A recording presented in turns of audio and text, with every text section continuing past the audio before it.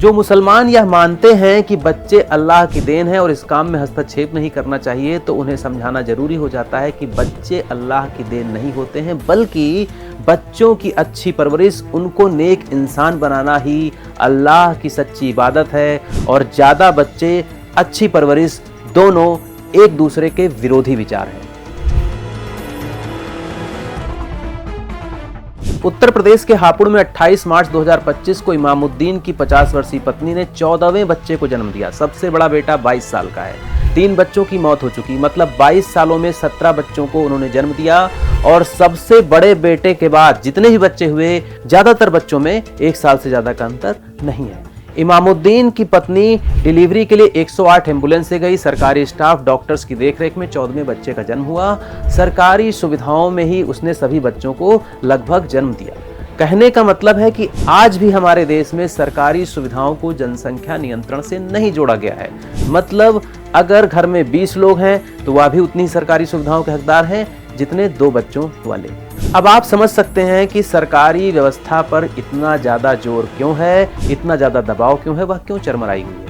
इस खबर के बाद कुछ लोगों ने इसे विवाद का रूप देने की कोशिश भी की कि मुसलमान ही भारत देश की बढ़ती आबादी के लिए जिम्मेदार हैं, क्योंकि मुस्लिम महिला का फर्टिलिटी रेट दुनिया में सबसे ज्यादा है। लेकिन हम इस स्टीरियोटाइप, मतलब बनी बनाई पूर्व धारणा को लेकर नहीं चलेंगे, क्योंकि अगर इमामुद्दीन के 14 बच्चे हैं तो दुनिया के सबसे अमीर आदमी एलन मस्क के भी तो 14 बच्चे हैं। यहाँ पर दोनों के अपने तर्क हैं, दोनों की अपनी मानसिकता है, लेकिन हम 7th सेंस के साथ बात करेंगे।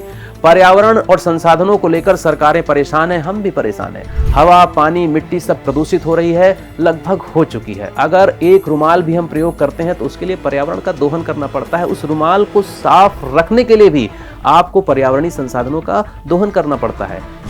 धरती पर, धरती के पर्यावरण पर इतना दबाव है कि कभी वह कोरोना, तो कभी सुनामी, तो कभी किसी और तरीके से हमें थपेड़े मार मार कर जगाने की, जागरूक करने की कोशिश कर रही है। इसमें तो कोई संदेह ही नहीं है कि जनसंख्या नियंत्रण पर्यावरण बचाने के लिए जरूरी है।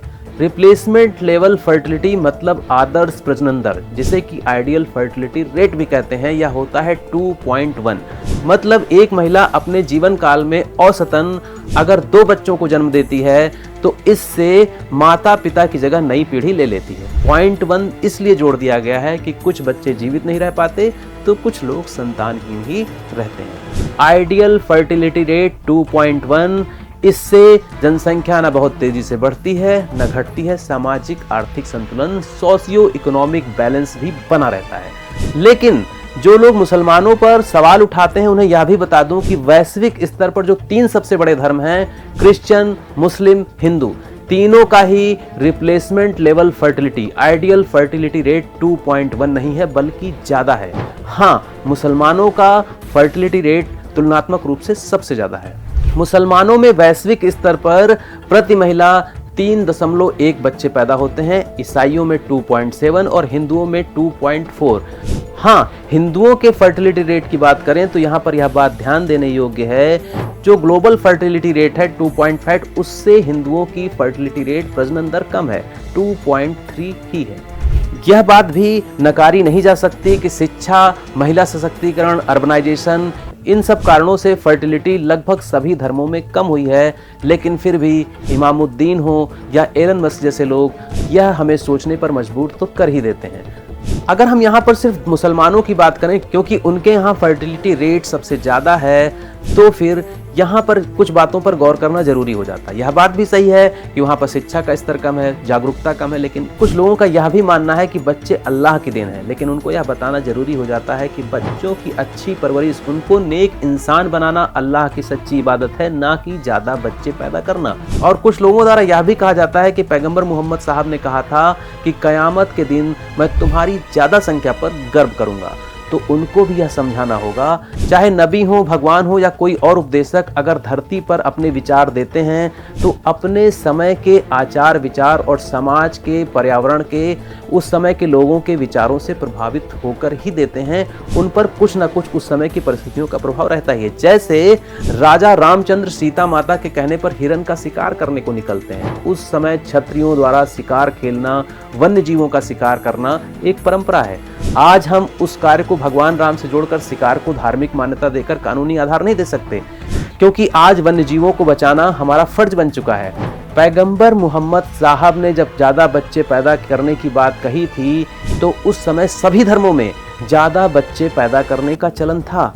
लेकिन आज अगर देखा जाए तो खुद मुसलमानों में ज़्यादातर पढ़े लिखे मुसलमानों में 1 या 2 से ज़्यादा बच्चे नहीं होते हैं। तो इसका मतलब यह तो नहीं कि उन मुसलमानों की पैगंबर साहब में आस्था कम हो गई है या वह मुसलमान कम हो गए या उनकी इस्लाम में आस्था कम हो गई है। और रही बात क़यामत के दिन की, तो इसका मतलब हुआ मौत का दिन। और जब मौत सामने होती है तो लोग उम्मत का ख्याल नहीं करते, उम्मत की संख्या का ख्याल नहीं करते, उनको सिर्फ अपनी जान का ख्याल होता है। अगर अभी भी आप इस लॉजिक से, इस तर्क से सहमत नहीं हैं तो सिर्फ एक सवाल पूछता हूं कि मुसलमान अगले 20 सालों में सबसे ज़्यादा जनसंख्या हासिल कर लेंगे, उनका धर्म दुनिया का सबसे बड़ा धर्म होगा, सबसे ज़्यादा फॉलोअर्स होंगे, लेकिन इन्हीं 20 सालों में कयामत भी लगभग हमारे सर पर खड़ी होगी। पर्यावरण पूरी तरह से तबाह हो चुका होगा, आपस में रोजगार को लेकर, व्यापार को लेकर तनाव चल रहा होगा, संसाधनों पर कब्जे की होड़ मची होगी। तो ऐसे में इसके बाद क्या कि आपकी संख्या भी ज़्यादा है और कयामत भी सर पर है।